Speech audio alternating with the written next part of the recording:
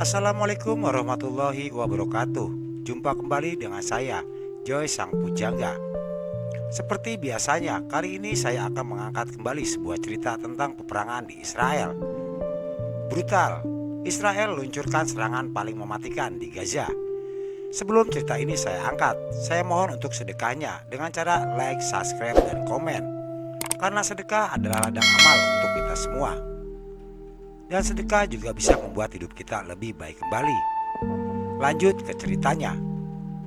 Serangan Israel ke Gaza makin brutal. Kali ini negara tersebut melakukan salah satu pengeboman yang paling mematikan selama perang melawan kelompok Hamas Palestina.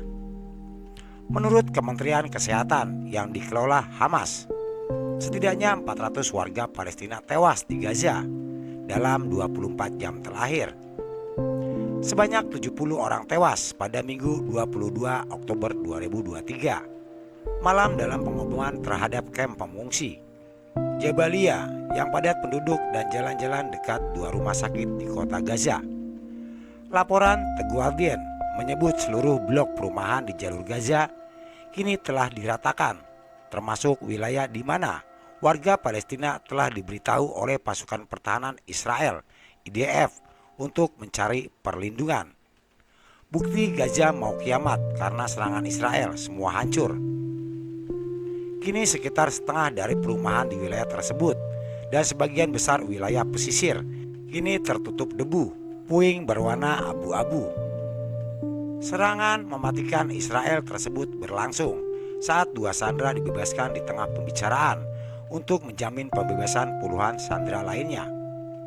Pada Senin malam, Hamas mengatakan telah membebaskan dua wanita lanjut usia Israel, Yocheved Lifshitz dan Nurit Yitzhak, yang juga dikenal dengan nama Nurit Koper, untuk alasan kemanusiaan sebagai tanggapan atas mediasi yang dilakukan oleh Qatar dan Mesir.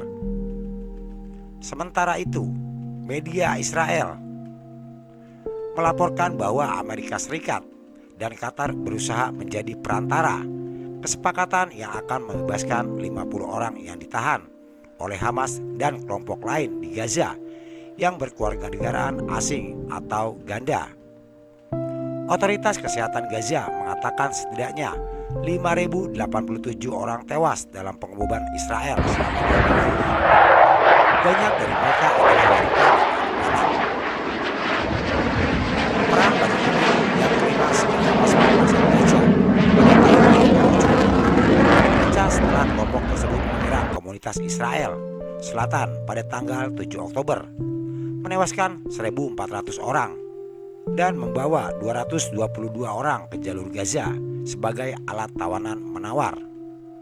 Pada Senin, militer Israel mengatakan mereka telah menyerang lebih dari 320 target militer dalam 24 jam terakhir, dan pasukan darat telah melakukan serangan terbatas untuk membunuh orang-orang bersenjata dan mencari sandera. Hamas mengatakan sehari sebelumnya bahwa mereka menghancurkan sebuah tank Israel dan 2 bulldozer lapis baja di dalam wilayah tersebut. 2 drone yang diluncurkan dari Gaza menuju Israel ditembak jatuh pada Senin. 6 bukti Gaza mau kiamat karena serangan Israel semuanya hancur. Situasi di jalur Gaza kini disebut bak baik. Kiamat, kehancuran dan kematian terjadi di hampir seluruh sisi wilayah kantong tersebut. PBB bahkan menegaskan ini sebagai bencana besar. Lalu apa saja bukti lain sekaratnya situasi Gaza? Berikut rangkuman CNBC Indonesia Selasa 24 Oktober 2023. Data PBB, akhir pekan lalu 5 badan lembaga itu mengatakan situasi terus memburuk di Gaza di bawah gempuran serangan dari Israel. Mereka antara lain WHO, UNICEF, Program Pangan Dunia WFP, UDDV, dan Lembaga Kependudukan PBB UNFPA. Lebih dari 1,6 juta orang di Gaza sangat membutuhkan bantuan kemanusiaan. Kami menyatakan bersama organisasi tersebut, anak-anak, wanita hamil, dan orang lanjut usia masih menjadi kelompok yang paling rentan. Hampir separuh penduduk Gaza adalah anak-anak, tegasnya. 50.000 warga tewas. Kementerian Kesehatan Gaza mengatakan lebih dari 5.000 orang telah terbunuh di daerah itu. Data terkumpul sejak Israel melancarkan serangan udara sebagai tanggapan atas serangan Hamas 2 minggu lalu. Dengan kekerasan yang terus berlangsung, kini total korban tewas dalam perang Hamas vs Israel mencapai 6.493. Ini merupakan akumulasi dari seluruh korban jiwa, bukan hanya Gaza, tapi Barat maupun Israel. Di tepi barat, ada 93 orang meregang nyawa karena serangan Israel. Di Israel sendiri ada 1.400 orang tewas. Sementara itu, di Gaza dilaporkan 14.254 orang lainnya terluka. Belum ada data terbaru di tepi barat dan Israel. 2.000 korban tewas anak-anak. Sementara itu, dari total 5.000 warga tewas dilaporkan bahwa sebanyak 2.000 diantaranya adalah anak-anak. Sejumlah foto juga sempat dibagikan beberapa media lokal, memperlihatkan jenazah beberapa anak balita, laki-laki dan perempuan.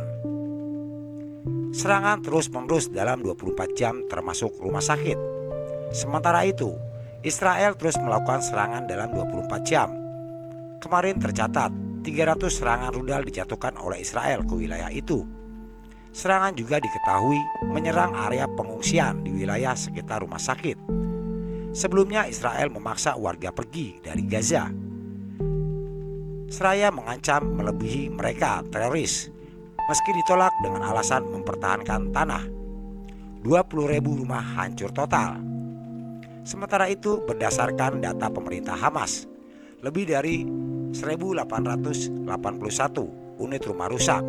Total 20.000 rumah diantaranya hancur total atau tidak dapat dihuni kembali. Neraka di dunia. Di sisi lain, dalam laporan MNSBC, serangan Israel tersebut membuat Gaza bak neraka. Dalam laporan langsung koresponden setempat Mendy Hasan menyebut kondisi Gaza sangat ini hell on earth. Menurutnya ada 2,2 juta warga di mana setengahnya adalah anak-anak.